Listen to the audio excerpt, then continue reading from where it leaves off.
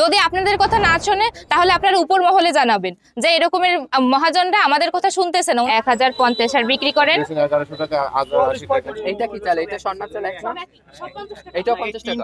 আপনার বিভিন্ন ক্যাটাগরির দাম কম বেশি। স্বর্ণা মোটা ওইটা কত? স্বর্ণা মোটা কত করে বিক্রি করতেছেন? 50 টাকা আছে, জি একটা 48 টাকা আছে, একটা 45 টাকা আছে। যে খুব একটা মনে হয় ঠিক আছে, তেমন হেরফের হবে না, কিন্তু যে এর থেকেও কমে অন্যরা বিক্রি করতেছে, যেহেতু এখন সিন্ডিকেট চলতেছে না, তো আপনারা যখন মহাজনদের কাছ থেকে আনবেন পণ্যগুলো কিনবেন, তো তখন আপনারা ওনাদেরকে বলবেন যে আপনারা আমাদের কাছ থেকে কম করে বিক্রি করেন।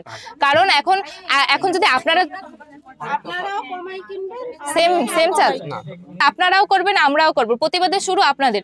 যদি আপনাদের কথা না শোনে তাহলে আপনারা উপর মহলে জানাবেন যে এরকমের মহাজনরা আমাদের কথা শুনতেছে না।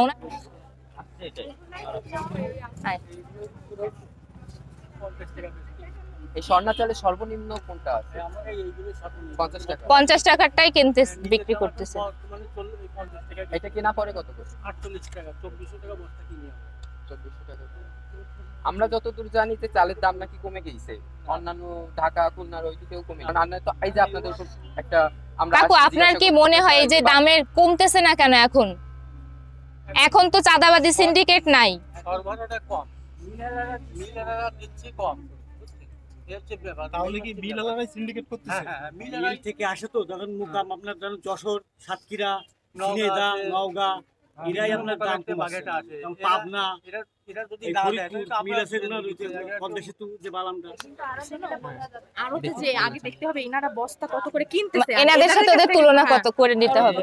জি আরো তো যাই পাশের গলি। এইটা কি চাল? এটা স্বর্ণা চাল এখন এটা 50 টাকা। ইন্ডিয়ালে একই সাইজ, আর যদি বালাম চিকুন আছে 60 টাকা কেজি। নাম লিখে দামটা নেওয়া কেজি, এটা হচ্ছে পাইকারি।